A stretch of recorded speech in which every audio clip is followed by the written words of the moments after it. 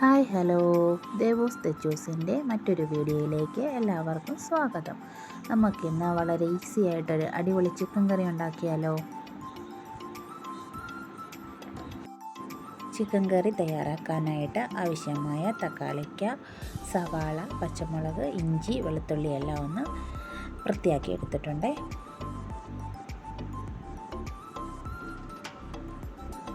ഇതെല്ലാം നമുക്കൊന്ന് കനം കുറച്ച് നീളത്തിൽ അരിഞ്ഞെടുത്തുകൊണ്ട് വരാം. സവാളയും പച്ചമുളകും വെളുത്തുള്ളി ഇഞ്ചിയെല്ലാം നീളത്തിലൊന്ന് അരിഞ്ഞെടുത്തിട്ടുണ്ട്.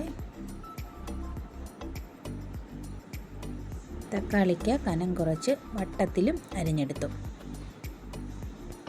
ഇനി നമുക്ക് മസാല തയ്യാറാക്കാം. അതിനായിട്ട് ഒരു പാത്രം എടുത്ത് 1/4 ടീസ്പൂൺ മഞ്ഞൾപ്പൊടി, 2 ടീസ്പൂൺ മല്ലിപ്പൊടി, 2 ടീസ്പൂൺ ചിക്കൻ മസാല, 1/2 ടീസ്പൂൺ മുളക് പൊടി, 1/2 ടീസ്പൂൺ കുരുമുളക് പൊടി, 1/2 ടീസ്പൂൺ ഗരം മസാല, ഉപ്പ് ആവശ്യത്തിന്,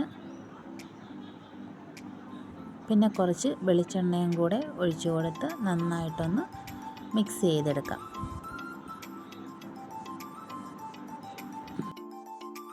നമ്മുടെ മസാല ഇവിടെ റെഡി ആയിട്ടുണ്ട്. ഇതിലേക്ക് നമുക്ക് കഴുകി വൃത്തിയാക്കി വെച്ചിരിക്കുന്ന ചിക്കൻ കഷ്ണങ്ങൾ ഇട്ട് കൊടുത്ത് നന്നായിട്ട് മിക്സ് ചെയ്തെടുക്കാം.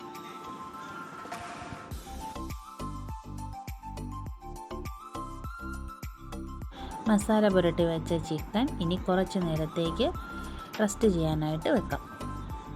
ചിക്കനിലേക്ക് മസാലയെല്ലാം ഒന്ന് പിടിക്കുമ്പോഴത്തേക്ക് നമുക്ക് സവാള വഴറ്റിയെടുക്കാം. അതിനായിട്ട് ഒരു ഉരുളി എടുത്ത് അടുപ്പത്ത് വെച്ച് എണ്ണ ഒഴിച്ച് കൊടുക്കുന്നുണ്ട്. എണ്ണയൊന്ന് ചൂടായി കഴിയുമ്പം കറുവപ്പട്ട, ഗ്രാമ്പൂ, ഏലക്ക എല്ലാം ഇട്ടൊന്ന് കൊടുക്കുന്നുണ്ട്.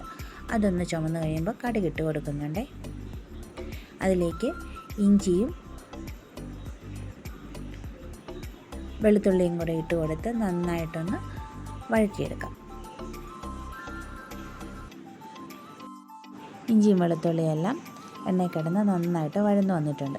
ഇനി അതിലേക്ക് നമുക്ക് കനം കുറഞ്ഞരിഞ്ഞ് വെച്ചിരിക്കുന്ന സവാള കൂടെ ചേർത്ത് നന്നായിട്ട് ഇളക്കി യോജിപ്പിച്ച് കൊടുക്കാം.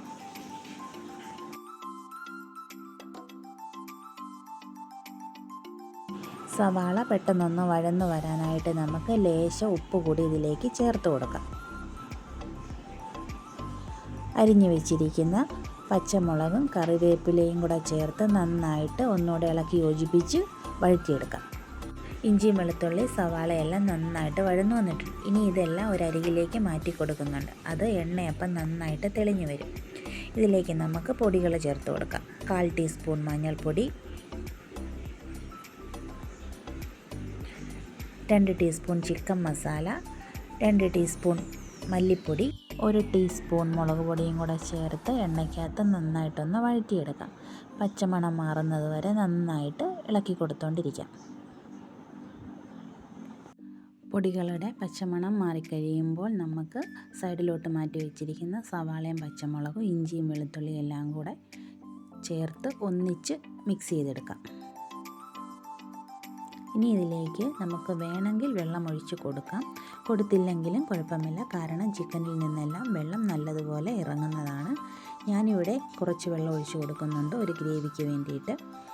ഇതൊന്ന് നന്നായിട്ട് തിളച്ച് കഴിയുമ്പോൾ നമ്മൾ റെസ്റ്റ് ചെയ്യാൻ വെച്ചിരിക്കുന്ന ചിക്കൻ എടുത്ത് ഇതിലേക്ക് ഇട്ട് കൊടുക്കുന്നുണ്ട്.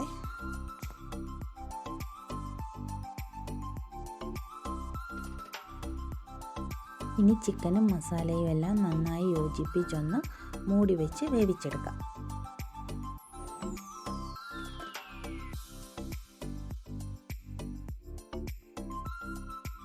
നമ്മുടെ ചിക്കൻ കറി നന്നായി തിളച്ച് ചാറൊക്കെ കുറുകി വരുന്നുണ്ട്. ഇപ്പോൾ കണ്ടോ, അതിലെ വെള്ളം നല്ലപോലെ ചിക്കനിലെ വെള്ളം എല്ലാം ഇറങ്ങിയിട്ടുണ്ട്. ഇനി ഇതിലേക്ക് നമ്മൾ വട്ടത്തിൽ അരിഞ്ഞു വെച്ചിരിക്കുന്ന തക്കാളിക്ക കൂടി ഒരു ഭംഗിക്ക് ചേർത്ത് കൊടുക്കാം.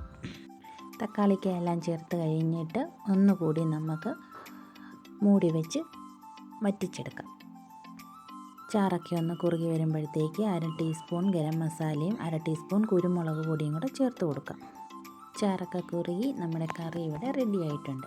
അതിൻ്റെ മേലേക്ക് കുറച്ച് കറിവേപ്പിലയും കൂടെ ഇട്ട് കൊടുക്കുന്നുണ്ട്. അപ്പത്തിൻ്റെ കൂടെയും ചപ്പാത്തിയുടെ കൂടെയൊക്കെ കഴിക്കാൻ അടിപൊളിയൊരു കറിയാണ്. വീഡിയോ ഇഷ്ടമായ ലൈക്ക് ചെയ്യാനും കമൻറ്റ് ചെയ്യാനും സബ്സ്ക്രൈബ് ചെയ്യാനും മറക്കല്ലേ.